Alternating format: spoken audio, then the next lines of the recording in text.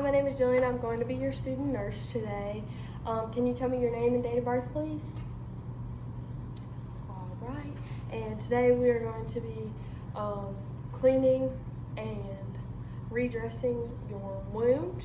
I'm going to make sure that I have my hand hygiene done first, and then I would have my proper PPE on, but for the purposes of this video, I'm just going to have my sterile gloves on. But if this were a real patient, I would have the full PPE on. And now I'm going to start with making my sterile field. I would grab the box, which is non-sterile, and set it back down. This is the sterile field that I grab up by the 1-inch border and lay down on the table. And then I'm going to take the box full of sterile equipment and dump it. And then I would take the container of syringes that is non-sterile, but the syringes inside are sterile, and I would dump it. This same thing with the Q-tip and the wound culture. Those would all be in packages typically. And then I am going to set up my biohazard bag.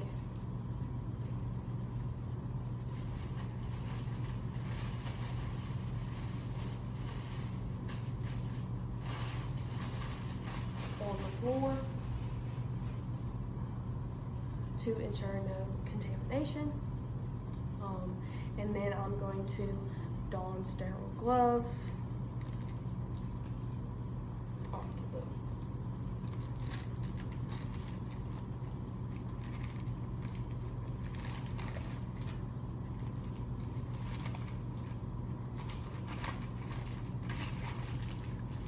Then I would pick it up from the inside.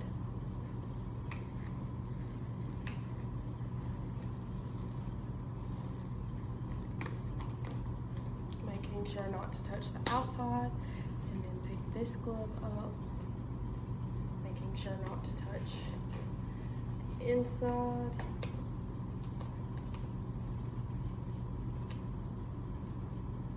Okay, and then I can adjust this glove if need be.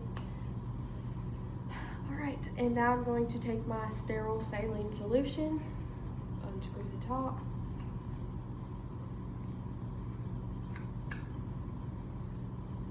and whip it into the bag on the floor, and then I would pour it into my container and set it back down. And then I would take my gauze and put them in the saline solution in my container, about half the gauze, and let that sit. And then after that, I'm going to take my syringes that are sterile and take up the normal saline to irrigate the wound. And I would irrigate it with all the normal saline in the syringe, and then I would get rid of the syringe. If it was a larger wound, I could use another syringe. If the first one did not cover the whole wound, but because this wound is smaller, one syringe is sufficient. And then you can take gauze that is sterile to pat the wound dry.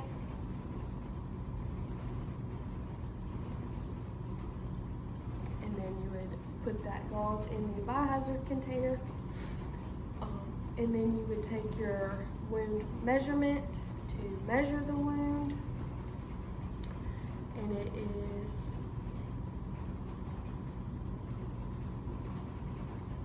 22 centimeters long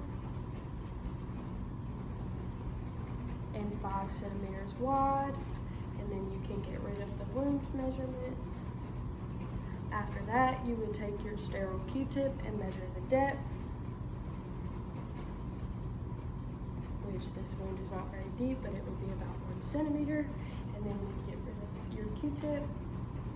And then you would take your sterile wound culture and you would obtain the wound culture by rolling it around the edge of the wound, making making sure not to touch the outside, but only the inside. And then you would put it back in the container and label it with the location on the body, the nurse's name, the patient's name, the date and time that it was collected, and then you would set that off to the side. After that, you would take your gauze and after it has dried off with the normal saline a little bit, you will pack the wound. And with a deeper wound, this would stay in more, but because it is a little bit shallow, it does not stay in.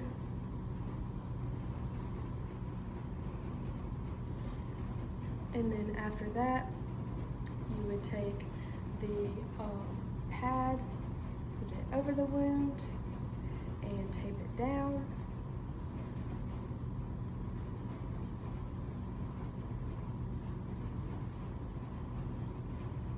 With the tape being sterile because it was in the sterile container.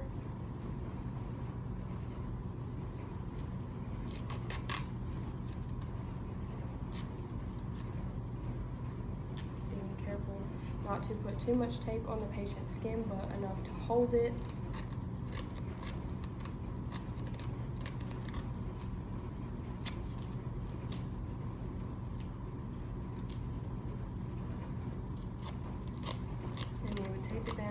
On all four sides, or however the patient prefers. If they've had the wound for a while, they might have a certain preference, and you would just adhere to that preference for the patient. And then on the top of the pad, you would label the nurse's name, or on the tape, you'd label the nurse's name and the patient's name, and that when it was done, and the date and the time.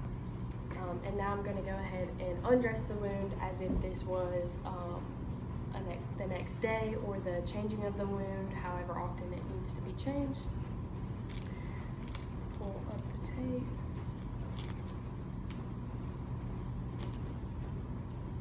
You try to do it slowly to avoid any irritation of the patient's skin. And then you would dump this in the biohazard bag, and then you would remove the gauze. Had it not fallen out, you would have removed it from the wound in the biohazard bag, and then the other one. And then you can take your gloves off and throw them in the biohazard bag, and then you would pick up your sterile field and discard of it. That is how you set up a sterile field and dress a wound. And then after that, you would make sure before you did any other redressing of the wounds or anything like that, you would perform hand hygiene as soon as your gloves are off to ensure no contamination or anything like that. So you would step away to do proper hand hygiene.